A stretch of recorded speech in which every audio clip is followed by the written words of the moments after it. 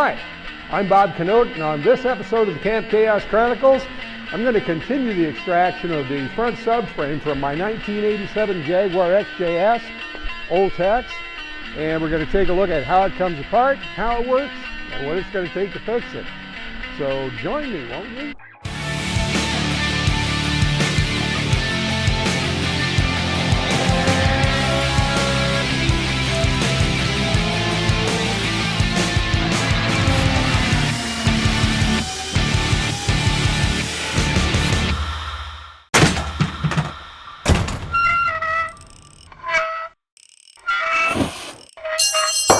Dang it. Those of you that have been following my channel for a while recognize this tool. This is the plate that attaches to the bottom of the Jaguar IRS unit in order to remove it without having the thing topple over, and then you got to drag it out from underneath the car by one means or another. And that's a plate that's removable. It replaces the top pedestal and the jack, and works great. Bolts directly to the bottom. An added benefit is that it works well doing what we're about to now. Going to take this, put it underneath the front cross member, put a vice grip on both sides, and that will stabilize it as we remove it from the vehicle.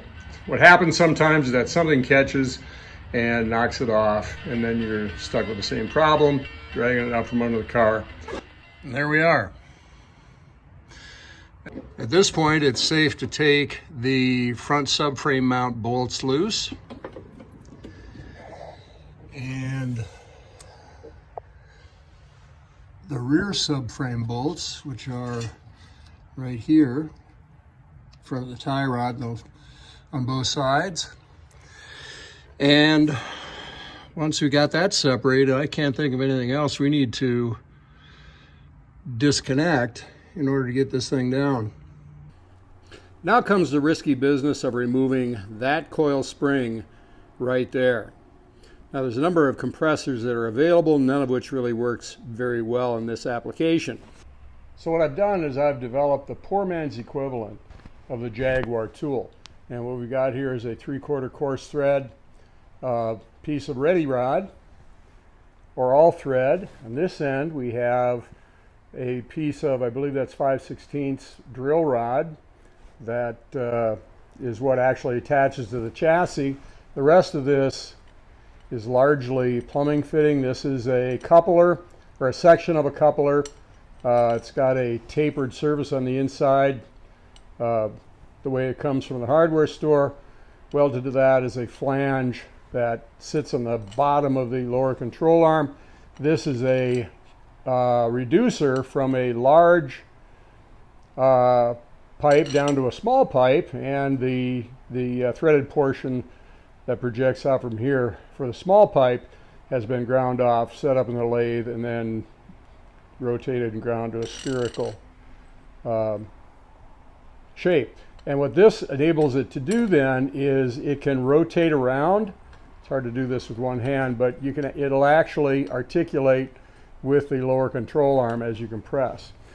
And on this side, took a die grinder and hogged it out, and then put I believe it's the outer wheel bearing, front wheel bearing for a Jaguar XJS. I JB welded that in place, and there's the cone for the outside. It fits in like this, and then we've got a union nut up here, 3/4 coarse thread union nut with a couple of handles welded to it, and this thing works great. So let's get this done.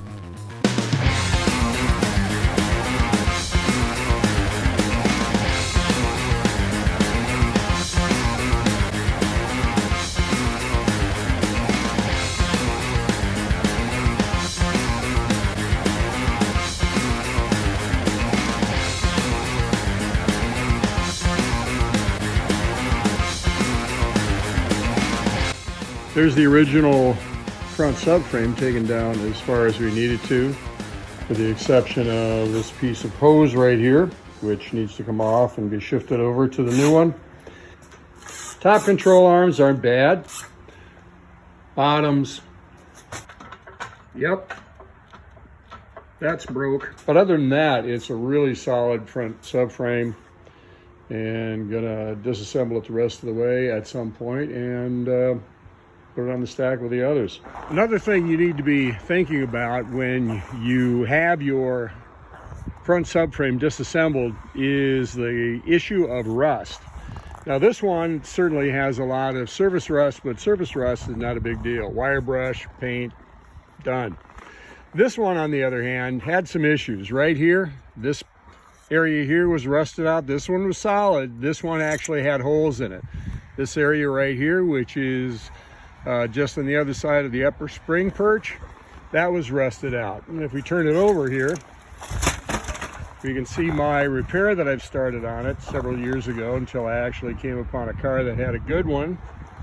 And you know, once we get this thing all welded up, and that would include a piece of steel pipe or tube to serve as the means of centering that spring in the spring perch. I'd use it on my car. I wouldn't put it on a client's car, but that'll work. Now the other thing is, right here you can see all of the damage that's been done on the bottom side of this from people taking and jacking on it just without a wooden pad, which is what Jaguar recommends. I cover this with a plate, 16 gauge plate, so that would be as good as new.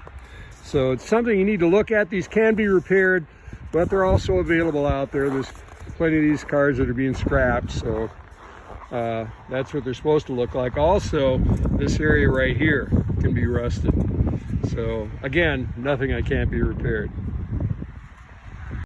Here's the new one. It's ready to accept all the new parts. And some of the old ones, there's the new parts right there. One thing I should mention, this is the cooler right here. And these things typically get all jammed up with oil and dirt, and they will not cool.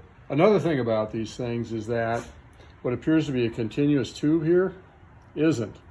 There's actually three pieces: the U-shaped piece with a fur on it, and then these two actually silver solder onto little stubs that stick out past this bracket here.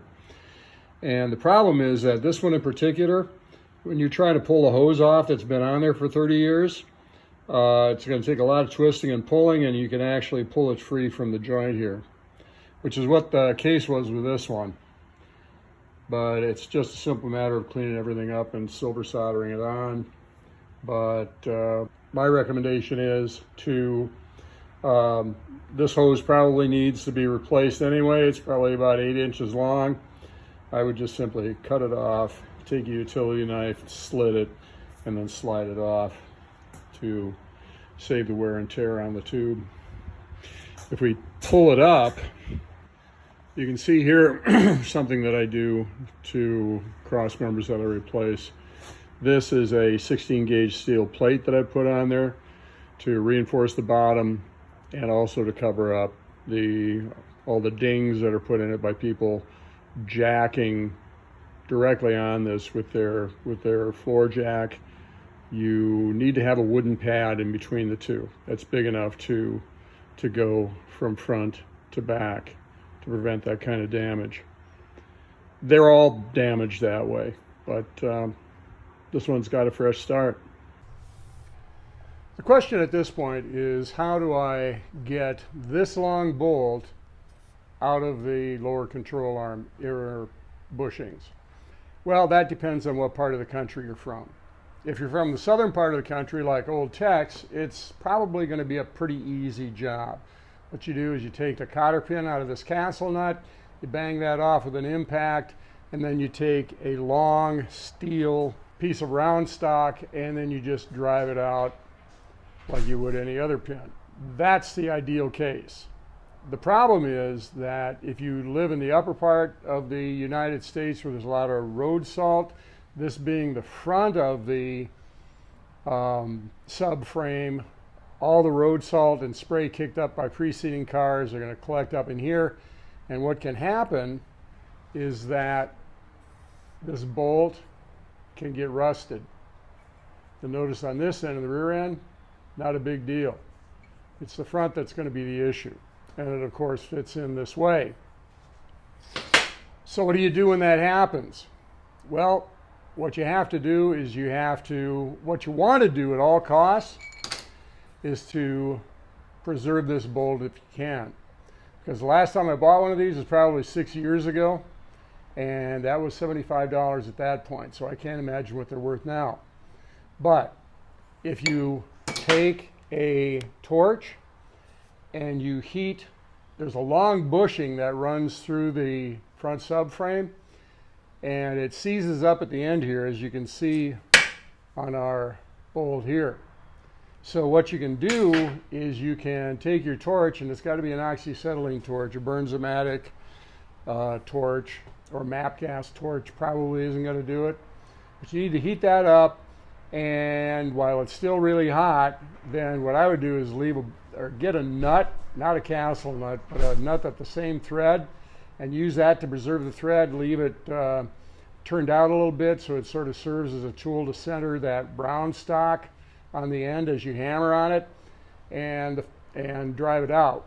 What you can also do to facilitate the process, well, first, the reason that you know you got a problem is when you get a wrench on the big bolt on the other end and you can't turn it. That's when you know we're going to have to go to extraordinary means. And this particular one, you can see that it's got a big weld on the end. This is actually a two-piece bolt. This part is separate from the actual shaft itself. So it started moving back and forth. So what I did then, what I had to do is to take and weld the two together. And so, and then heated up the end here. And then it started to move. And if it's starting to move, then you got a chance. And what you can do then is you can start tapping on this, drive it out until it stops, twist it, drive it down until it stops, twist it, and keep doing that until you get it out.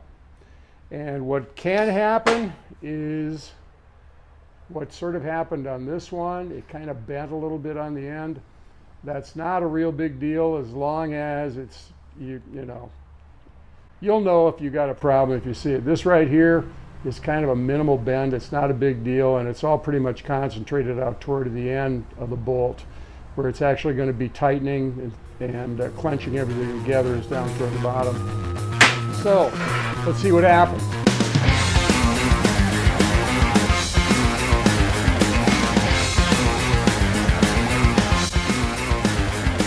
Well, that went about as easy as it's going to go. You can see that this bushing still is in the inside. It's of the control arm. It's relatively rust-free, and you can see that this side is empty. It's because it stayed on the bolt as it was being driven out. So beautiful. Now let's take a look at how this setup actually works. Nothing actually ideally slides inside one inside of the other. Now if you've got polyurethane bushings, there would actually be two halves that would slide in with a bushing that would actually rotate on the inside of the polyurethane with a little bit of lubricant. And that's, if you're going to do this, that's the easy way to do it. But with these, what happens is, as you tighten this bolt down, which is fitting into the control arm like this, you've got these washers, and they have these teeth on both sides. If you look over here, you can see that one of them fits right here on the end of the tube that runs through the lower control arm. That would actually fit right here on this bushing. You would have another one in the front that fits on it like this. So these two would be identical. Then you have a third one, which is smaller with the same teeth, that fits on the end of the bolt like this with the teeth in toward the bushing. Okay, so how does this work? When you tighten the castle nut down on this nut or this bolt, what happens is this whole stack of stuff gets clinched together. And what happens then is, as the control arm moves up and down, nothing slides on the bushing does not slide in the shaft. what happens is that rubber flexes, and it doesn't move very much, and it just flexes enough in order to you know, it cushions that pivot point to give you that Jaguar XJS ride. That's how that works. And so in order to stack this all together, when you take this bolt out, be sure you keep track of where the washers came from, so it's a little more clear as to how it goes back together. We got the front subframe and suspension apart. It's all cleaned up. We got all the parts we need. It's ready to go back together. And that's what we're going to do on our next episode. So if you like what you see, like, subscribe, follow us on Facebook, and leave a comment down below so that we can know what we can do to we do better. So we'll see you the next time on the Camp Chaos Chronicles.